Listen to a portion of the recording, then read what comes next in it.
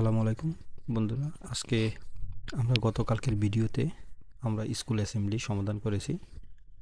আজকে আমরা অর্থাৎ গত পর্বের ভিডিওতে আমরা এই প্যাসেজটি অর্থাৎ এই অনুচ্ছেদটি আমরা অর্থসহ আমরা সমাধান করেছি। আজকে আমরা করব 2.2 অর্থাৎ প্রশ্নগুলোর উত্তর বের করব আজকে আমরা।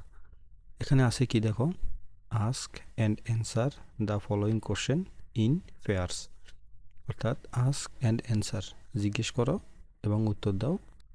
ফলোয়িং কোশ্চেন প্রশ্নগুলোর উত্তর দাও যুগলে। পেয়ার মানে যুগল বলতে অর্থাৎ জোড়ায় জোড়ায় জোড়ায় জোড়ায় প্রশ্নগুলো জিজ্ঞেস করো এবং উত্তর দাও। তো এখানে কি কি আছে প্রশ্নগুলো আমরা একটু দেখি। প্রথমে আছে which school does Rajiv go to, Rajiv কোন স্কুলে যায়। তারপর আছে হোয়েন ডাজ দ্য স্কুলের স্টার্ট, অর্থাৎ স্কুল কখন শুরু হয়।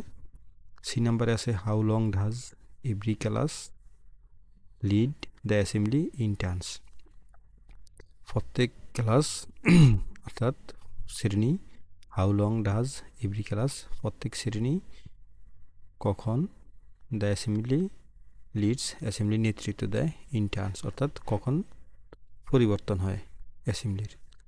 ডি নাম্বারে আছে right 3 activities students do in the daily assembly, অর্থাৎ অ্যাসেম্বলিতে প্রতিদিন অ্যাসেম্বলিতে ছাত্রছাত্রীরা যে কার্যক্রম করে সেখান থেকে 3টি কার্যক্রম লিখো। রাইট দ্য 3 অ্যাক্টিভিটিস 3টি কার্যক্রম লিখো। ই নাম্বার আছে what is your experience about your school assembly, তোমার স্কুল অ্যাসেম্বলি সম্পর্কে তোমার অভিজ্ঞতাটা কী। তাহলে এই 5টি প্রশ্নের উত্তর আমরা আজকে সমাধান করব। চলো তাহলে পরের উত্তরগুলো আমরা সমাধান করি। দেখো প্রশ্নগুলোর উত্তর আমি লিখিয়ে রেখেছি। দেওয়া আছে কি, প্রথমে which school does Rajiv go to school, Rajiv কোন স্কুলে যায়, রাজীব কোন স্কুলে যায়। তাহলে উত্তর হবে answer Rajib goes to Azimia government primary school, অর্থাৎ রাজীব আজিমিয়া সরকারি প্রাথমিক বিদ্যালয়ে পড়ে। হ্যাঁ, Azimia Rajib goes to Azimia government primary school, অর্থাৎ রাজীব আজিমিয়া সরকারি প্রাথমিক বিদ্যালয়ে পড়ে। তারপর দেখো when does the school starts, school কখন শুরু হয়, স্কুল কখন শুরু হয়। দেখো উত্তর দেওয়া আছে the does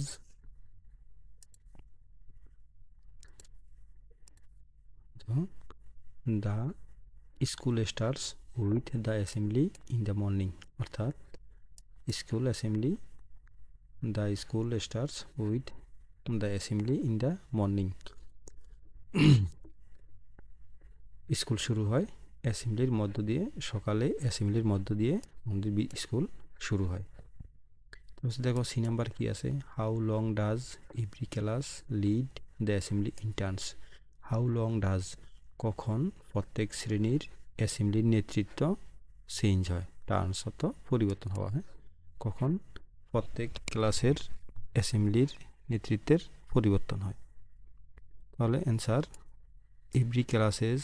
every class leads the assembly for a week in turns, অর্থাৎ এভরি ক্লাস প্রত্যেক শ্রেণী লিডস নেতৃত্ব দেয় অ্যাসেম্বলিতে ফর এ উইক এক সপ্তাহে ইন টার্নস, অর্থাৎ একটি সপ্তাহে একটি ক্লাস অর্থাৎ একটি শ্রেণী নেতৃত্ব দেয়।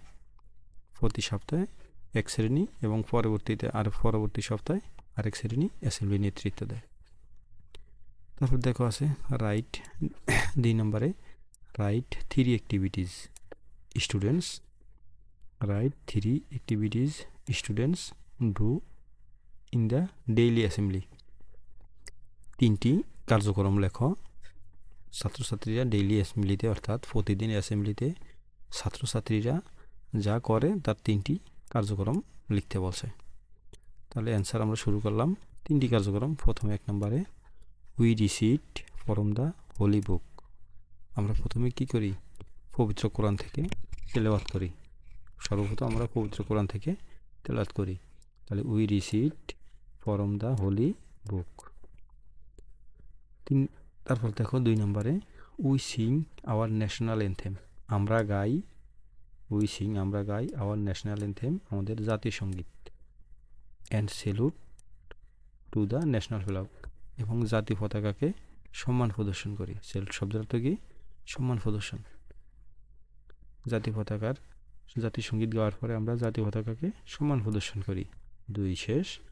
এবার দেখো 3, we repeat the oath after the assembly leader, assembly লিডারের সাথে আমরা উই রিপিট আমরা পুনরায় গাই দ্য ওথ শপথ after the assembly leader, assembly লিডারের সাথে আমরা শপথ কি পুনরায় গাই। অর্থাৎ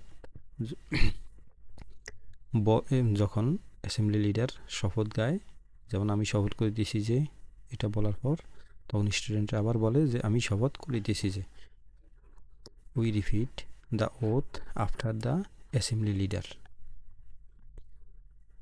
1 নম্বরে দেখো কি আছে, what is your experience about your school assembly, অর্থাৎ হোয়াট ইজ ইউর এক্সপিরিয়েন্স, তোমার অভিজ্ঞতা কি, অ্যাবাউট ইউর স্কুল অ্যাসেম্বলি, তোমার স্কুলের সমাবেশে তোমার অভিজ্ঞতা কি।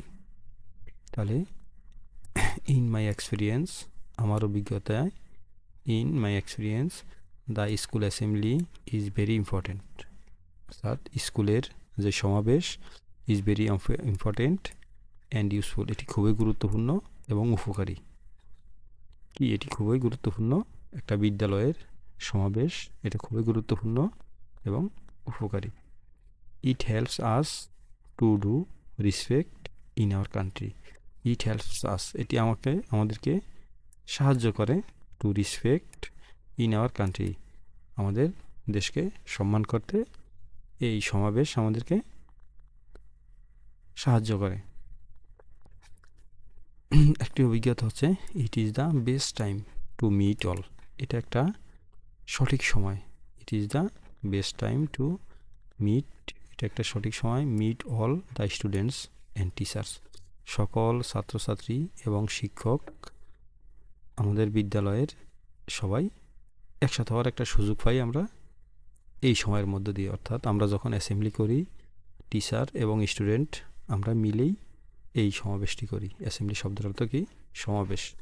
তাহলে এটার মধ্য দিয়ে it is the best time to meet, এটা একটা সঠিক সময়, উই মিট অল স্টুডেন্টস আমরা সকল ছাত্রছাত্রী, অ্যান্ড টিচাররা যেখানে আমরা মিলিত হই। তো এই হলো তোমাদের 5টি প্রশ্নের অ্যান্সার। তোমরা অ্যান্সারগুলো ভালোভাবে দেখে নিবা এবং ভালোভাবে মুখস্থ করবা। তো দেখা হবে পরবর্তী ভিডিও নিয়ে। তোমরা আমার চ্যানেলটি সাবস্ক্রাইব করবে এবং লাইক কমেন্ট করবা। আজ এই পর্যন্তই।